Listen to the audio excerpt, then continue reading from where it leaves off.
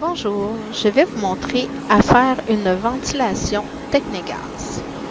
Voici le matériel dont vous aurez besoin, ainsi qu'un appareil à Technegaz branché à une bonbonne d'argon. Première chose, brancher le tube et ouvrir la bonbonne d'environ un tour. Ouvrir la valve bleue jusqu'à temps qu'elle soit vis-à-vis l'autre flèche et mettre en marche l'appareil. Ensuite, on retourne à l'avant et on va pouvoir ouvrir le tiroir qui va nous permettre d'avoir accès au creuset. Important de toujours manipuler les creusets à l'aide de gants car il peut y avoir du technetium, donc possibilité de contamination. À l'aide d'une pince, vous pouvez faire tomber le petit creuset et aussi prendre le petit récipient et aller jeter les résidus de creuset dans une poubelle non coupante radioactive. On replace le petit récipient en place et on va pouvoir utiliser un nouveau creuset. Donc là, qu'est-ce qu'on fait? C'est qu'on asperge le creuset d'éthanol pour nous permettre de bien nettoyer le creuset pour être sûr qu'il n'y a pas de gras sur le creuset qui empêcherait la bonne absorption du technetium aux parois du creuset. Ensuite, on peut installer le creuset entre les deux connecteurs. On s'assure qu'il soit bien en place. Et après, on va remplir le creuset à l'aide de technetium, une dose qui est très concentrée, donc plus petit que 0,1, environ 500 à 600 mégabecquerels de technetium. Bien important de ne pas dépasser l'égalité des rebords du creuset, sinon il y a possibilité qu'il y ait une mauvaise évaporation du technetium. Donc c'est fait. On va ensuite fermer le tiroir en tenant en haut le bouton et en maintenant enfoncer le bouton clé jusqu'à temps que la porte soit complètement fermée. Par la suite, on va pouvoir partir l'évaporation en faisant Start sur l'appareil.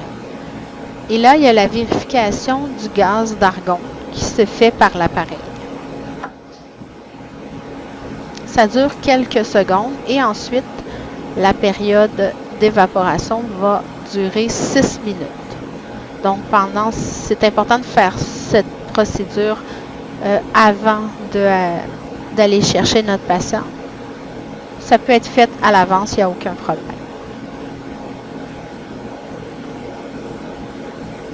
Donc, on vérifie que le gaz est bien ouvert. Ça semble fonctionner. Et oui, le cycle d'évaporation est commencé. Toujours un bon lavage de main avant d'aller voir mon patient. Mon patient avait déjà été accueilli, donc on est vraiment rendu à la partie qu'on va expliquer l'examen. Madame Louisanne Papineau. Bonjour. Bonjour. On va faire un examen pour vos poumons ce matin. On veut vérifier comment l'air se rend au niveau de vos poumons. Donc pour ça, je vais vous faire respirer dans un produit qui est légèrement radioactif qui va nous permettre de voir comment l'air se distribue au niveau de vos poumons. Par la suite, on va se déplacer vers la caméra et on va faire des images de vos poumons. Vous allez être couché sur le dos pendant environ une vingtaine de minutes et la caméra va tourner autour de vous. Vous êtes bien sur le dos comme ça? Oui, pas ça de va problème avec vous? Parfait. Par la suite, il va y avoir une injection d'un autre produit radioactif qui va nous permettre de voir comment le sang se rend au niveau des poumons et on refait une autre série d'images de 20 minutes. Le médecin va pouvoir comparer les deux séries d'images ensemble. Ça vous va? Oui. Avant de vous faire respirer le produit radioactif, on va faire une pratique. Donc, parce que c'est bien important, on n'a pas beaucoup de temps pour faire respirer le produit, donc c'est important de bien comprendre les consignes. D'accord.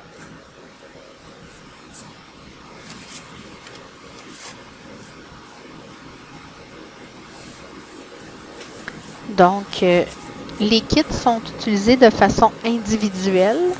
C'est très dispendieux, donc on essaie de bien les utiliser. Donc, on peut couper le plastique et toujours être au-dessus d'une table et du matériel propre aussi.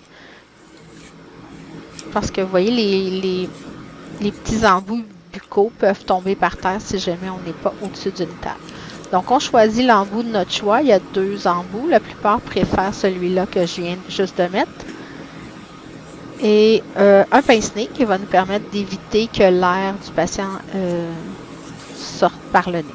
Madame Papineau, je vais vous demander de prendre l'embout comme ça avec votre main. Donc, quand vous allez mettre l'embout dans la bouche, derrière les dents. Et quand je vais vous dire d'inspirer, on va commencer par expirer et ensuite vous allez inspirer lentement de façon normale. Et ensuite, on va garder l'inspiration pendant 3 secondes. Vous allez ensuite expirer dans le tube et c'est ça, vous allez expirer dans le tube. Et c'est bien important de garder la bouche toujours bien fermée sur l'embout. Suite à cette inspiration-là, on va respirer 2 à 3 respirations normales dans le tube. Et bien important de garder l'embout jusqu'à temps dans la bouche tant que je ne vous ai pas dit que c'est terminé. Je vais aussi pincer votre nez pour éviter que le produit sorte par lui. D'accord? Ça va? Donc, je vous pince le nez. Vous mettez l'embout derrière les dents et on y va. On expire et on inspire lentement. Parfait. On garde 3 secondes. 1, 2, 3 et on expire. On inspire et expire 2-3 fois normalement dans le tube. C'est parfait.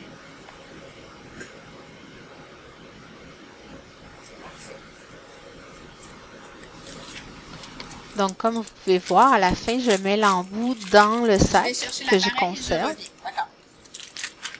pour conserver la propreté. Vous avez des questions? Non, non.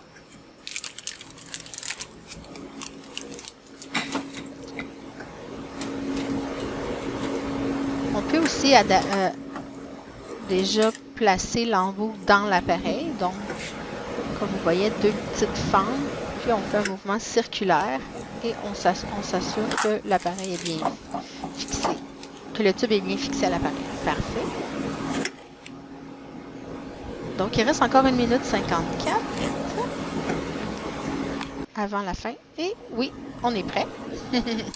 Donc, on a juste à appuyer sur Start pour faire la production de gaz. Donc, on appelle souvent la chauffe.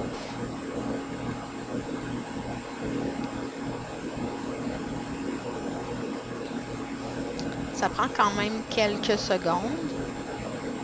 Et à partir du moment que la chauffe est commencée, on a 10 minutes pour faire ventiler notre patient. Donc, vous voyez, ça marquait de débrancher la prise secteur. Donc, on va derrière l'appareil et on ferme l'appareil. Et à ce moment-là, on peut débrancher la prise électrique. On va débrancher aussi l'argon. On n'oublie pas de fermer la bonbonne. Ce qui va nous permettre à ce moment-ci de se déplacer avec l'appareil. Très important de ne pas faire la ventilation dans la salle d'examen, car il y a possibilité que le Technégaz aille s'accoler au cristal, ce qui va faire comme de la contamination. Un petit nettoyage de main.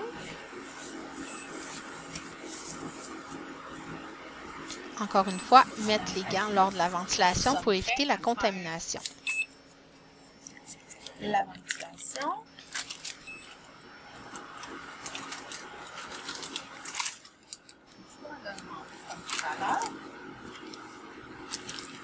Attendez, je vais lancer un petit peu l'appareil.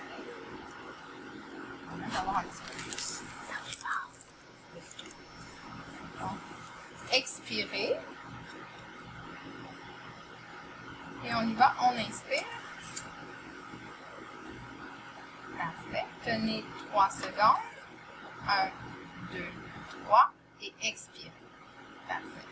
Inspirez et expirez normalement dans le tube.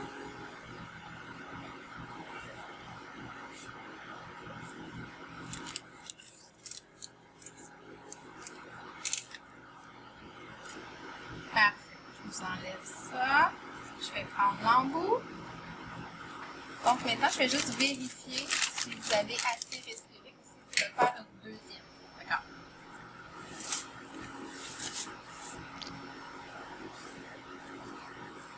Donc, c'est suggéré de faire environ 1 à 2 inspirations. Tout dépend de les capacités pulmonaires de votre patient. Donc, ici, à l'aide du Geiger, je vérifie pour qu'on ait environ entre 1000 à 2000 CPM de taux de comptage. Vous avez bien fait ça. Donc, on va être prêt à faire la mise en image. Je vais vous retourner dans la salle d'attente, puis ma collègue va venir vous chercher pour faire les images. D'accord. Vous n'avez pas de questions? Pas de questions. On se revoit plus tard. Parfait, merci. Donc, comme vous voyez, je vous suggère de vérifier plusieurs endroits au niveau du poumon. Des fois qu'il y aurait eu des opérations, une partie du lobe qui aurait été enlevée. Donc là, l'examen est terminé. Je rebranche l'appareil. Je rebranche l'argon.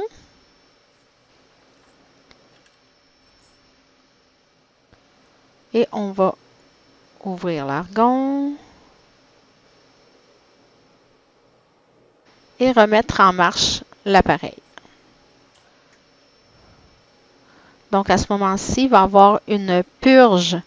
Donc, l'appareil va enlever le gaz qui avait été fait précédemment et remettre l'appareil prêt pour un nouveau cycle d'évaporation. Donc, bien important de ne pas oublier à la fin de l'examen d'aller rouvrir l'appareil pour éviter là, une période inutile là, quand votre prochain patient va arriver. Le tube est radioactif, donc bien important de tout remettre dans le sac et de bien fermer. Aussi identifier à l'aide d'un collant radioactif, donc la date et le produit utilisé. On va ensuite jeter le sac dans une poubelle non coupante radioactive. Donc, c'est ce qui complète la production et l'administration du Technégaz.